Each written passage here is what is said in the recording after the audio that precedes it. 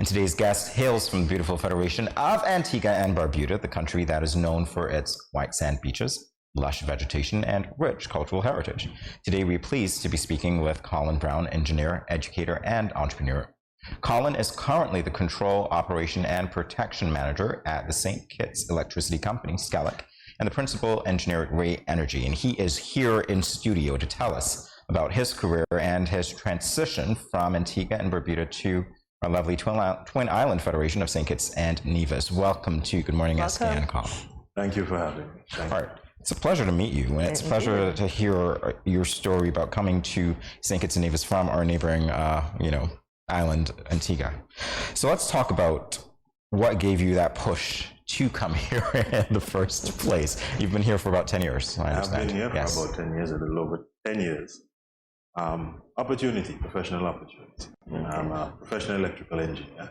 I've worked in the region as well as internationally.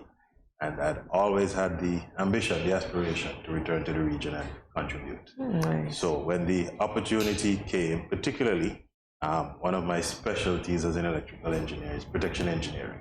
And one of my former university colleagues in St. Kitts spotted that the St. Kitts Electricity Company was recruiting a protection engineer. And they said, well, Collin, the only protection engineer I know is you. Maybe you should consider applying. So I applied 10 years ago, and I've been in the Federation. I came for a job, but I've fallen in love with the beauty of the country. Oh, that's great to know. And then you don't have to worry because you're just a little 20-minute hop away from home, right?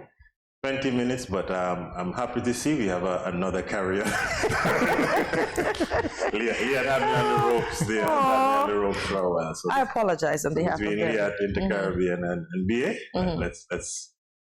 I promised my mother she'll see me more this year. Oh, nice, well, nice.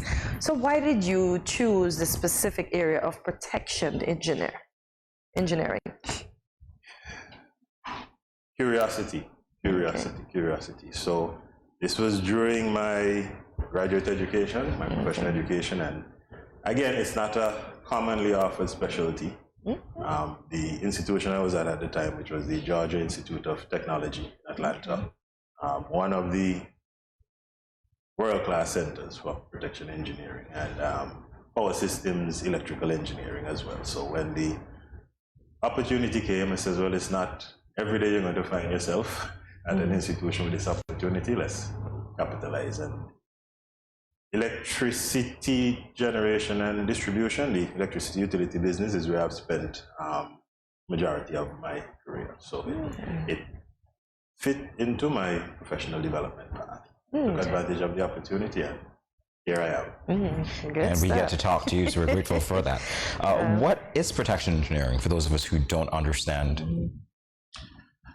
So, protection engineering, the sub-discipline of electrical engineering that is primarily concerned with when there's misbehavior, when there's a fault on the electrical system, the electrical generation and distribution system, how quickly can we isolate the fault, the problem, such as to minimize damage to the equipment, the generators, the lines, the poles, the cables, the transformers, and also minimize the impact to the consumers of electricity. So when there is a problem, when let's use an unfortunate but not so uncommon occurrence. One of our poles decides to collide with a driver. And the pole goes down. Wow. So we want as quickly as possible to isolate the power. Okay. Such that there's no damage, there's minimize the risk to public and equipment. And also we want to minimize the area, optimize the area we take off so that no more than the necessary number of customers who need to be off are off. So when the pole jumps in front of the vehicle, we do not wish for that to be an island-wide outage. No. We like it to be as localized as possible and as efficient as possible. Okay, so we get back our lights quickly. We get back our lights quickly. Okay. Yes. So you're that guy. Thank you. One of those guys. It takes a team. But in a nutshell, so a protection engineer would be concerned with the various equipments, circuit breakers, just to name one, fuses, how you build and structure the system to optimize its response when things go wrong. Well, thank you. You're most welcome. So we got that cleared up. So we know you would have honed your skills and you're continuously development, I can assume. Yes. You're continuously developing, I can assume, right? Yes, you assume correct. All rightly. So I want to just go back in the time machine a bit. What was your first job as an engineer? My first job in the engineering discipline, or the first job after I got it? Let's use my first job. Because I was fortunate to have the opportunity to be exposed to technical disciplines professionally. Okay. At about third or fourth form, I got a summer job through a friend of the family at what was then Cable and Wireless in Antigua. Okay. And it was mundane work by some standards, just terminating coaxial cables, hundreds of them. But I took to it like I was the best engineer who had ever terminated a coaxial cable. I found the entire experience fascinating, big machines. To inspire me, motivate me, the technician who was mentoring me at the time took me on the switchboard. You could actually punch and eavesdrop on persons' international phone calls. We did it under the guise of testing, making sure everything is working. But that would have been my first experience. A summer opportunity. You call it an internship, an attachment, a job experience. I didn't get paid, of course. I got a thank you and a pat on the back. That would have been my first experience. Okay, and you got some skills that you could have taken on in life. Very much so. Handling of tools, awareness that when you pick up the phone and you make a call, there are hundreds, if not thousands, of persons who contribute to making you make that call. Wow. And many of those are engineers, many of those are technicians, technologists. Okay. All right, so let's talk about how that experience and others that you've had professionally paved the way to your current position. So here's an interesting story. There was a career day. There was a career day at my primary school. And as a child, I'd always had a fascination with how things work. So they would say an individual is a product of their genetics and their experiences. And the example I often think to myself, you give a child a bicycle.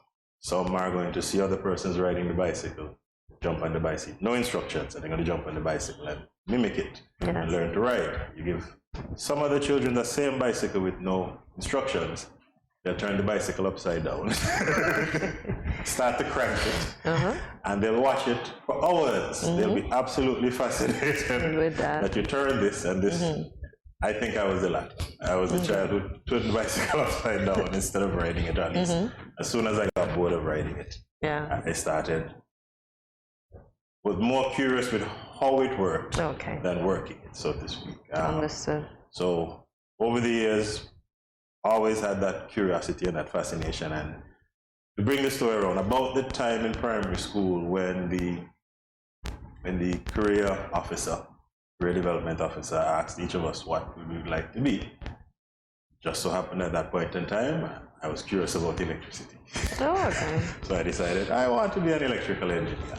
And following that pursuit, following that childhood ambition has fed and nurtured my curiosity, my professional aspirations, my personal aspirations. So while I have many interests professionally, and academically, when there was an opportunity, I stuck with that engineering and electrical engineering. Okay, that's good. So let's talk about RAEnergy. What is RAEnergy? RAEnergy, it's a number of colleagues, it's a team, it's a group that does electrical engineering, consulting and contracting in the renewable energy space. So renewable energy, alternative energy, energy efficiency. Many of the principals, many of the team members I've known for years, associates, acquaintances, friends and colleagues that have built relationships over time. And RAEnergy followed me to St. Kitts from Antigua. And I'm hopeful it'll make a positive contribution to the energy, the renewable energy landscape in St. Kitts and Nevis, and follow me wherever my travels and my profession takes me after. If I may ask a follow-up question, what type of contribution do you see it making, and how would that contribution be realized? Well, principally, our core activities are related to renewable energy, alternative energy. So whether it be project design, project planning, project assessment, consultation, actually project build-out, actually putting the panels down, putting the cables in the ground, retrofit of existing buildings, so an energy audit.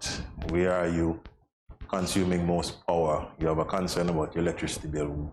Where is the best economic place to invest? So then reinvest in more efficient cooling. Should I reinvest in more efficient heating for my water?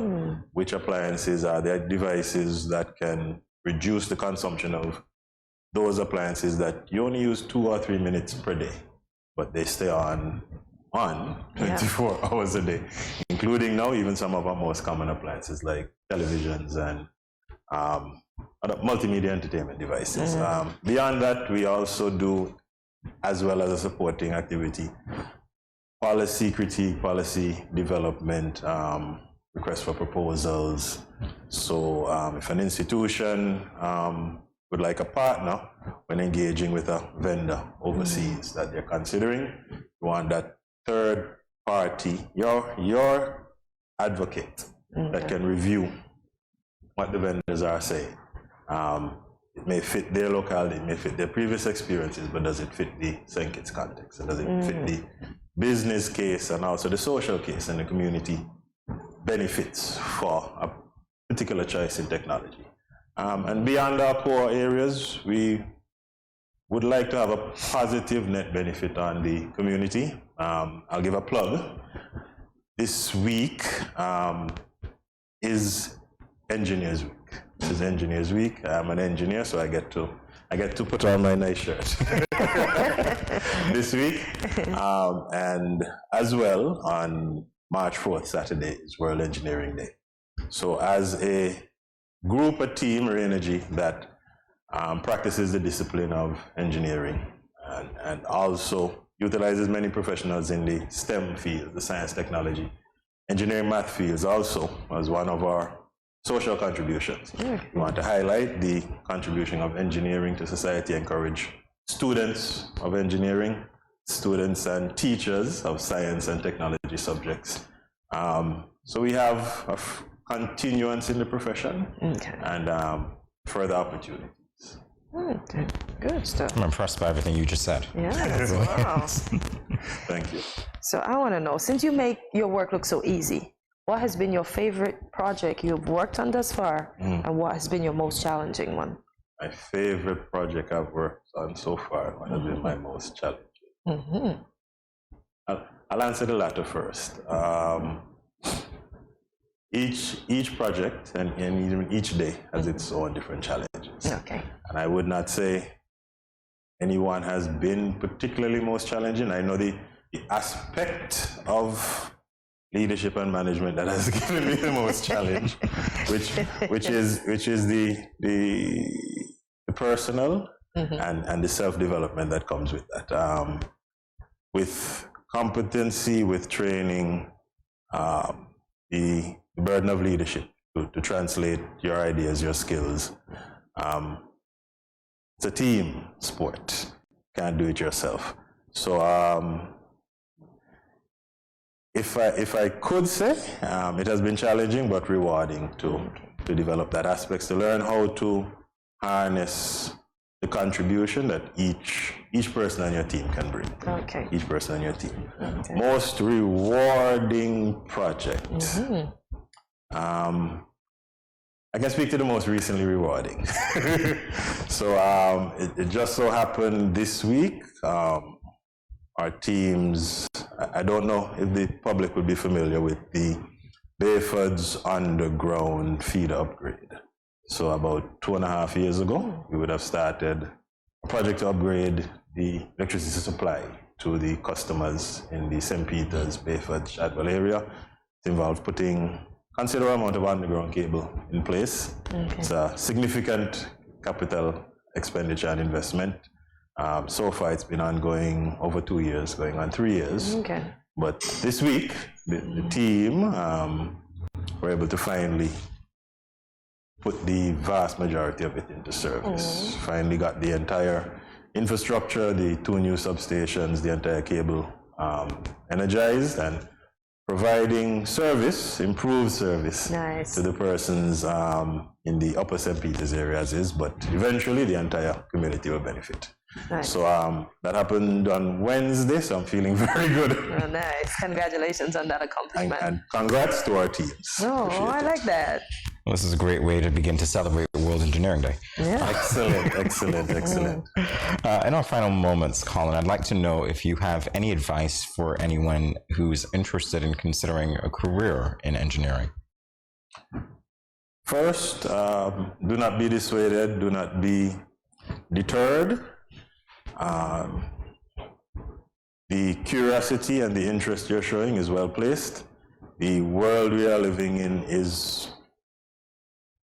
significantly impacted positively by engineering and science and technology, and an engineering education, science and technology education places you well for any career interests.